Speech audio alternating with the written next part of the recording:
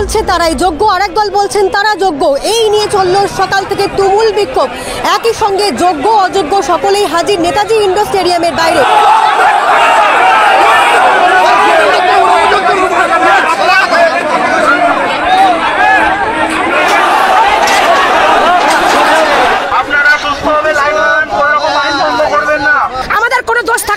আমাদেরকে শাস্তি পেতে হলো, নির্দোষ লোককে শাস্তি পেতে হলো। রাস্তার দুদিকে অযোগ্যদের রেখে এই মিটিং ভঙ্গ করতে চাইছে, সেই ভঙ্গ আমরা করতে দেব না।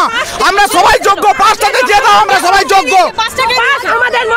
আমাদের মধ্যে যোগ্যদের মধ্যে ডিস্ট্রিবিউট হয়েছে, কিন্তু ওরা এই পাস ছিনে নেওয়ার জন্য এবং মিটিংটাকে ভঙ্গ করার জন্য আমরা করতে দেব না। চাকরিহারা শিক্ষকরা বলছেন যে পাস কিন্তু কোনো সরকারিভাবে ইস্যু করা হয়নি। যারা যোগ্য, যে অধিকার মঞ্চ তৈরি হয়েছিল তারা কিন্তু পাস ইস্যু করেছে, যাতে যোগ্য এবং অযোগ্য তারাই নির্ধারণ করে দিচ্ছেন। মাননীয় মুখ্যমন্ত্রী 26,000 চাকরিহারাকে ডেকেছিল, 26,000 চাকরিহারাতে ডেকেছিল।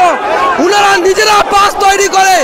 আমরা তো বলছি না ওদের ঢুকতে দেওয়া যাবে না, আমরা 26,000 সবাই ঢুকতে চাই। মাননীয় মুখ্যমন্ত্রী জিন্দাবাদ। চাকরিহারা 25,735 জন সরকারি শিক্ষক ও অশিক্ষক কর্মী। তদন্ত করে তাদের মধ্যে 6,500 থেকে 7,000কে অযোগ্য বলে প্রমাণ করতে পেরেছে সিবিআই। কিন্তু বাকিরা আসল ওএমআর বা তার প্রতিলিপি না পাওয়ায় তাদের যোগ্য বলে ক্লিন চিট দিতে পারেনি আদালত। তারাই সরকারের খাতায় বঞ্চিত, যাদের সঙ্গে বৈঠকে মুখ্যমন্ত্রী।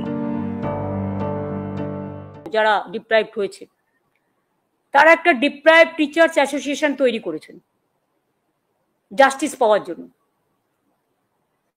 তারা এডুকেশন মিনিস্টারকে একটা রিকোয়েস্ট করেছেন যে তারা সবাই এক জায়গায় একত্রিত হতে চান। আমি তাদের কথায় সাড়া দিয়ে 7 তারিখে তারা ইন্ডোর স্টেডিয়াম বুক করেছেন। আমি 7 তারিখ 12টা 15 নাগাদ তাদের কাছে যাব। বৈঠকের দিন সকালে নেতাজি ইন্ডোরের সামনে ধুন্ধুমার। পাস নিয়ে হাজির চাকরিহারাদের একাংশ। বাকিদের প্রশ্ন, পাস এলো কোথা থেকে? পুলিশের সঙ্গে বচসা, বিক্ষোভ। মুখ্যমন্ত্রীর কাছে যোগ্য শিক্ষক শিক্ষিকা অধিকার মঞ্চ 2016 কি দাবি? আপনি যদি একবার বলেন যে এসএসসিকে যে আপনি যোগ্যদের তালিকাটা পুরো নাম ওয়াইজ রোল ওয়াইজ তুলে দিন, তাহলে নিশ্চয়ই কিছু সুযোগ থাকতে পারে, সুপ্রিম কোর্ট পুনর্বিবেচনা করতে পারে। রাজ্য সরকারের উপরে আমাদের আস্থা রাখতে হচ্ছে বা রাখতে হবে, কারণ ওনাদের কাছেই আমাদের রাস্তাটা খোলা আছে।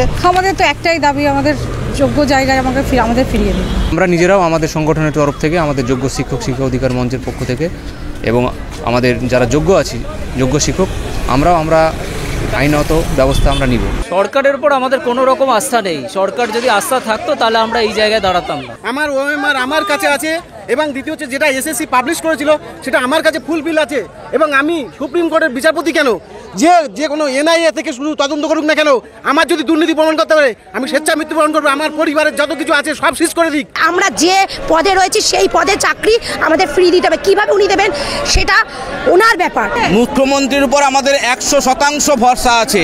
এই মানবিক মুখ্যমন্ত্রী, বাংলার গর্ব মুখ্যমন্ত্রী, আমরা তার আবেদনে সাড়া দিয়েছি, তার পাশে আমরা থাকতে চাই। সুপ্রিম কোর্ট একটা সুযোগ দিয়েছেন, যারা বলেছিলেন আমরা আগে অন্য জায়গায় চাকরি করতাম, সেখানে আমাদের বিরুদ্ধে অভিযোগ ছিল না, আমরা এখানে একটা বেটার অপরচুনিটির জন্য এসেছি, সেক্ষেত্রে সুপ্রিম কোর্ট তাদের সুযোগ দিয়েছেন যে তুমি তাহলে তোমার পুরনো এমপ্লয়ারের কাছে দরখাস্ত করো, সে যদি তোমার চাকরিতে ফিরিয়ে নেবে। কিন্তু এই চাকরি থাকতে পারে না। অতীতের রেকর্ডও বলছে সুপ্রিম কোর্টের রায়ের রিভিউ পিটিশন অধিকাংশ ক্ষেত্রেই খারিজ হয়ে যায়, তাই রায় বদলের সম্ভাবনা খুবই ক্ষীণ। এই সময় সোমবারের বৈঠকে চাকরিহারাদের নতুন করে কোনো দিশা কি দেখাতে পারবেন মুখ্যমন্ত্রী?